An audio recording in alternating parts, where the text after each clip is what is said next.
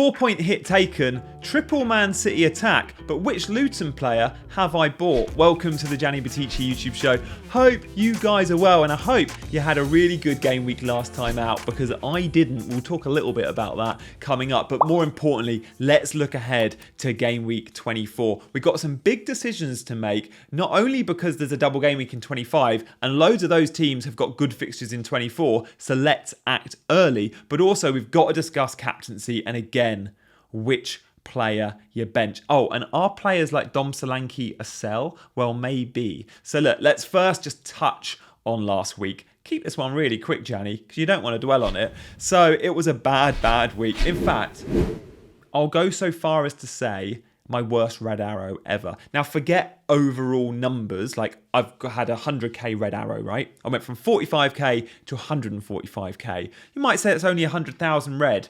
It's all about where you're at in terms of percentage, right? 100,000 red at 1 million doesn't mean a huge amount. 100,000 red at 45k really stings, like 150 odd % red arrow here. Why?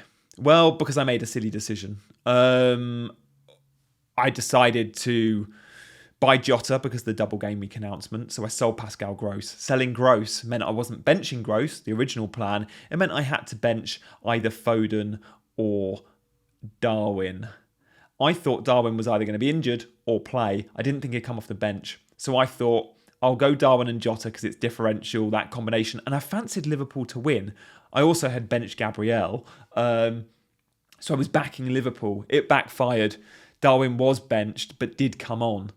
And Foden got me 20 points. But look, it is what it is. We move forward. I also had no Richarlison.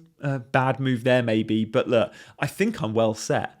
And I'm fairly happy with where I'm at. So look, sure, thank you Watkins and Saka for getting me some returns. But it was the worst week ever. But look, shall we look forward? I much prefer doing that. So how am I set now for game week 24? And what transfers have I made? Well, look, usually in these team selection videos, you have to listen to Gianni going, I might do this, I might do this. Now, I'm not one of those content creators, and you guys will know this, that will give you wishy-washy answers and say, I might do 10 different combinations. And you watch the team selection video and you go, I've got no idea who he's actually going to bring in. I try and bring you on this channel my absolute plans. Now, sometimes they change slightly, like a benching order, but my transfers are usually a combination of I'll either do X or Y, or I'm 90% sure I'm doing X and 10% sure I'm doing Y. Like last week with Captaincy, I told you 70% likely to go to KDB, 30% likely to go to Solanke. You knew exactly where you stood.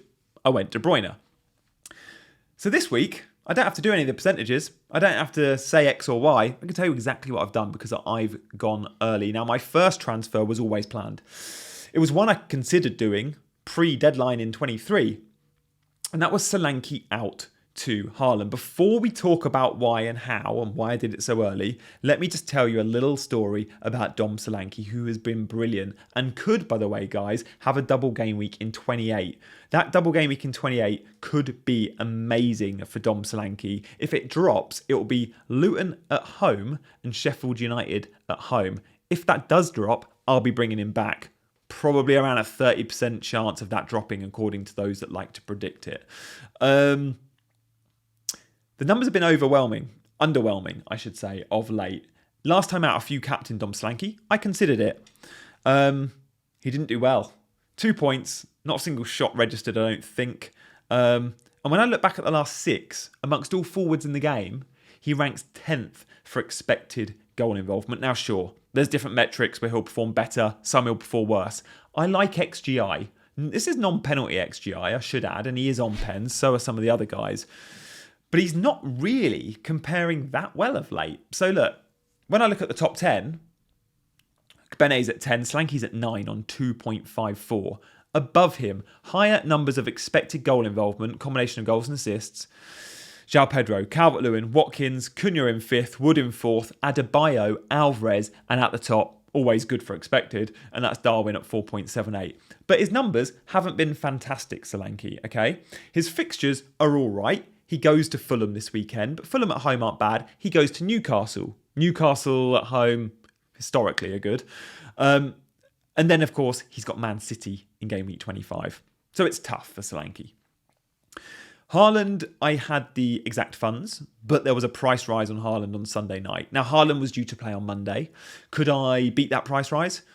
I could have done. Was I willing to bring Haaland in before he played, knowing I wouldn't get the points on Monday night anyway? No, I wasn't. So Haaland stayed out my team, and I knew with a Stupinan being vulnerable for minutes that I didn't want to start a Stupinan in game week 24. So actually, I had to sell Lascelles, who was a headache in my team and was always going to have to take a 4-point hit this week. So the price rise allowed me Solanke to Darwin, and then I needed to find 0.1 from somewhere. Well, Lascelles, there was no 4 million defender I wanted. Actually, the 3.9 guys were my favoured. And there are 2 players at Luton at 3.9 who I'm willing to take a punt on. So I have gone for Bell of Luton at 3.9. So he comes in and he comes straight into my 11. Now, the good thing about Bell, sure, he's 3.9 million, right?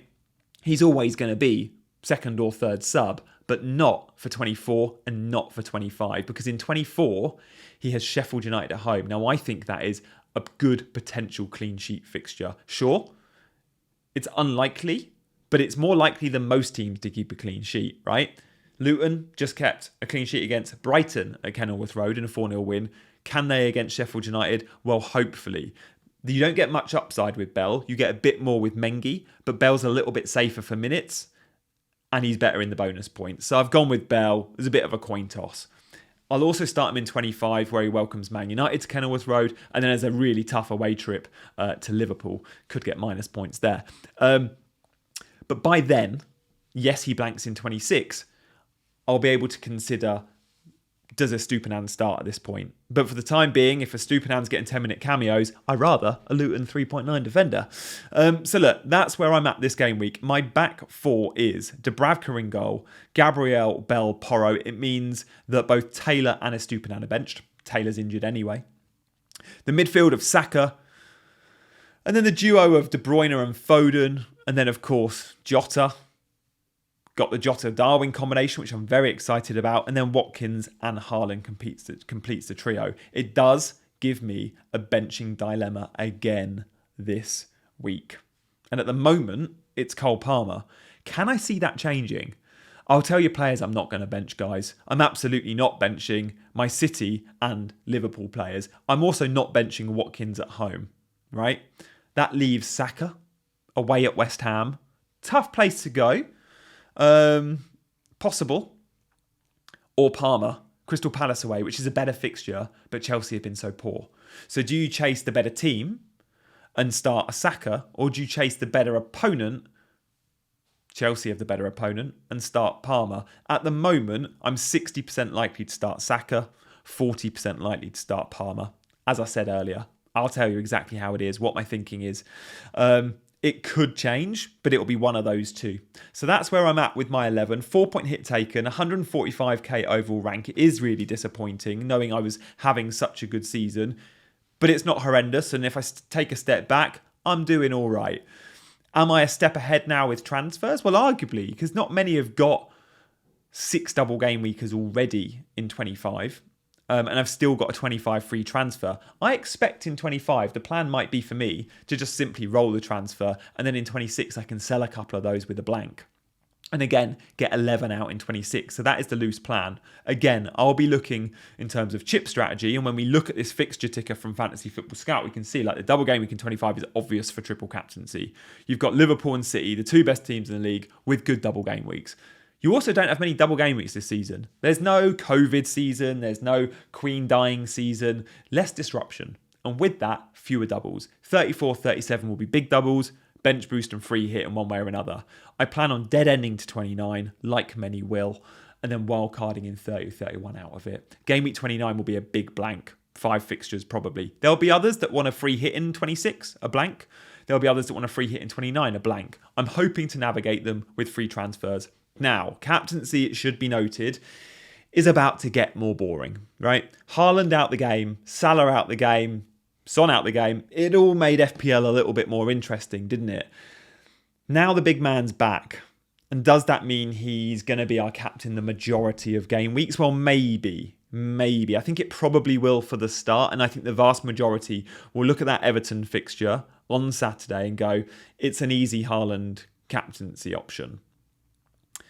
But Liverpool are burnt. Liverpool are fighting for their lives. They're still top of the league. Klopp is leaving at the end of the year. Huge motivation off the back of, I think, what was one of their worst performances of the season against Arsenal. Do they go and put Burnley to the sword and put up big, big numbers? Well, there is a very good chance, I think, that they score bigger than Man City this weekend. Do we trust them as much as Man City? Possibly not. Do we prefer their fixture?